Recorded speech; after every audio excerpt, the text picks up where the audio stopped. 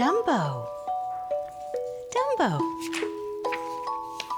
It was spring in the circus. After a long winter's rest, it was time to set out again on the open road. Toot, toot, whistled Casey Jones, the locomotive of the circus train. All aboard, shouted the ringmaster. The acrobats, the jugglers, the tumblers, the snake charmers scrambled to their places on the train. The keepers locked the animals' cages. Then, with a jiggity jerk and a brisk puff puff, off sped Casey Jones. The circus was on its way. Everyone was singing and everyone was happy. Happiest of all was Mrs. Jumbo, for in her stall was a chubby, brand new baby elephant. Look at the baby elephant. His mother loved him dearly, though every other animal called him Dumbo. Even though his ears were very, very big. All night while the baby's animals slept, Casey Jones whistled and puffed, and hauling the long train to the city where the circus would begin its show. There's Dumbo. It was dark when he pulled into the station. Rain poured down hard and the circus began to unload. The roustabouts jumped down from the freight cars. They lighted torches and stuck them in the ground. Men and animals came bustling out of the train into the windy, wet night. Mrs. Jumbo worked with the other elephants, and her little baby helped. Little Dumbo helped. By morning, the rain had stopped and the tent was all set up, and the circus was busy getting ready for the big parade. The band played and everyone fell into line. Then off pranced the gay procession down the main road. There were creamy white horses, licorice-colored seals, lions pacing back and forth in their gilded wagon cages, elephants marching up and down in slow, even steps, and there were lady acrobats in pink silk tights. The crowd on the sidewalk cheered. Suddenly, their eyes opened wide. They craned their necks. Look, they cried. Look at that silly animal with the dragging ears. He can't be an elephant, he must be a clown. Oh no. Sadly, Dumbo toddled behind his mother with his trunk clasped in her tail. He tried to hurry along faster so he wouldn't hear the laughter, but he stumbled. He tripped over his ears. Down he splashed in a puddle of mud.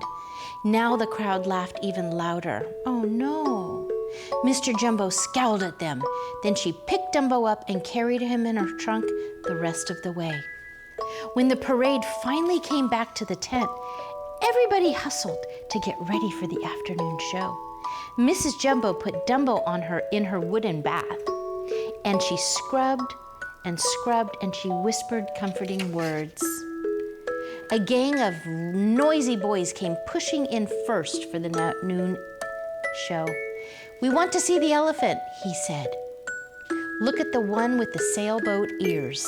I think they're talking about these. Look, there he is. The boy grabbed one of Dumbo's ears and pulled on it hard. Then he made an ugly face and stuck out his tongue. Mrs. Jumbo couldn't stand it. She snatched the boy up with her trunk and spanked him really hard. Help, he cried, help! What's going on here, cried the ringmaster, and rushing forward, tie her down, he yelled. Soon she was behind bars in a prison wagon with a big sign that said, "Danger! Mad elephant! Keep out!" The next day they made Dumbo into a clown. They painted his face with a foolish grin and dressed him like in a baby dress. On his head they put a bonnet. They used him in the most ridiculous act in the show, a make-believe fire. Every night he had to jump from the top of a blazing cardboard house down into the fireman's net. The audience thought it was a great joke, but Dumbo was very disgraced. He is a disgrace to us, the big animals agreed, and they turned their backs on him. You're not being very nice. Hidden in the pile of hay was Timmy Mouse, the smallest animal of the circus. They can't treat the little fellow that way, he muttered. Not when Timmy Mouse is around. Hey there, little fella, he called to Dumbo. Don't be afraid, I'm your friend. I want to help you. Timothy ran up to Dumbo's ear, and he said, we'll get your mother out of jail, you and me together, and we'll make sure you're the star of the show. You'll be flying high. Say, he went on, staring at Dumbo's ears, those ears are good as wings. I'll teach you to fly.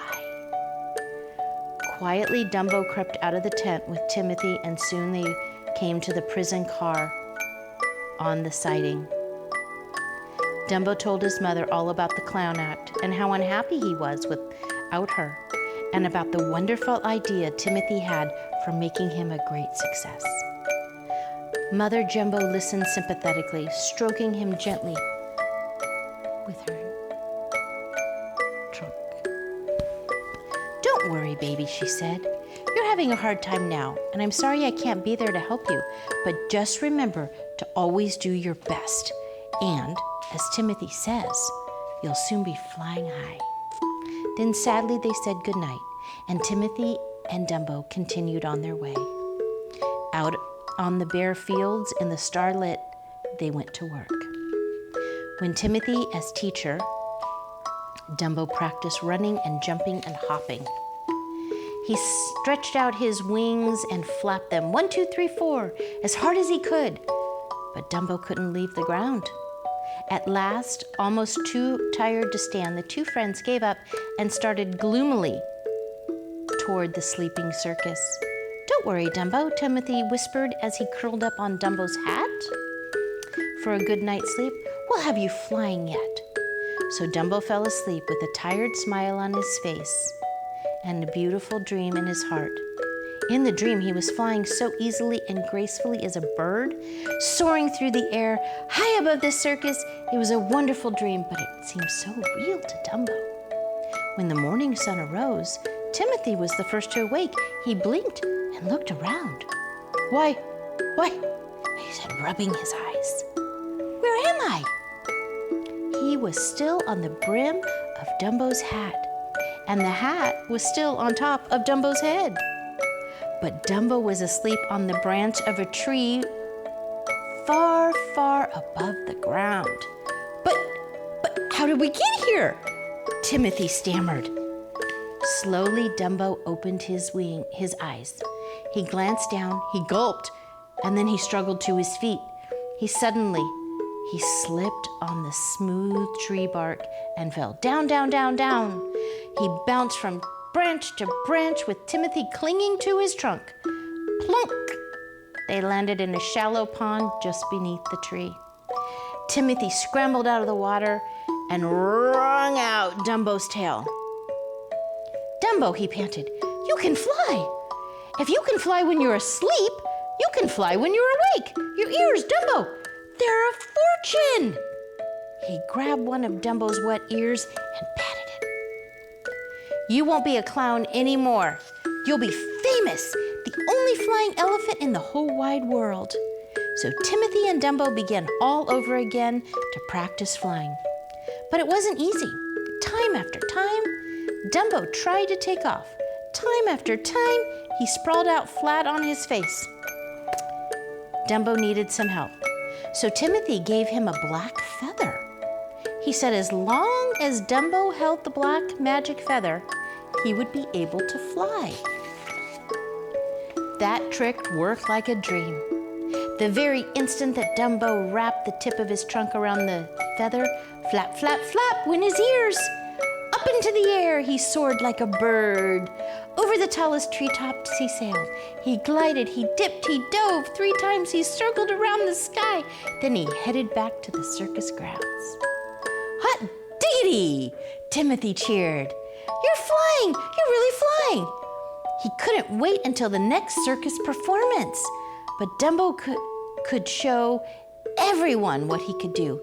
For now, though, they kept it a secret. Shh. See? Look, he's flying. What's that? Is that the magic black feather? No one noticed Dumbo when he and Timothy came quietly back. It was already time for Dumbo to go to his costume.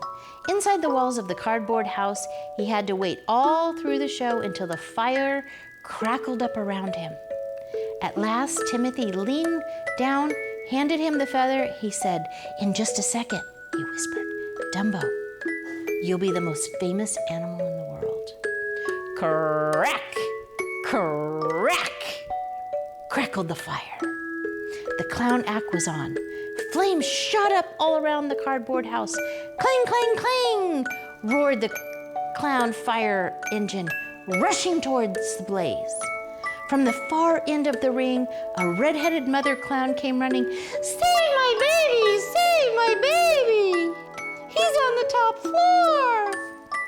The firemen brought a big net and held it out. "Jump, my darling baby, jump!" shrieked the mother clown. Jumbo jumped, but when he jumped, the black feather slipped from his trunk and floated away. Now the magic was gone, and Dumbo plunged like a stone. "You can fly!" Timothy shouted frantically. "The feather was fake! You can fly!" Dumbo heard the shout, and doubtfully, he spread his ears wide. Not 2 feet from the net, he stopped his plunge and swooped into the air. The mighty gasp rose from the audience. They knew that couldn't be, but it was. Dumbo was flying. While the crowd roared its delight, Dumbo did power dives, loops, spins, and barrel rolls. He swooped down to pick up peanuts and squirted a trunk full of water on the clowns. The keepers freed Mrs. Jumbo and brought her to the tent in triumph to see her baby fly. So all of Dumbo's worries had come to an end. By evening, Dumbo was a hero from coast to coast.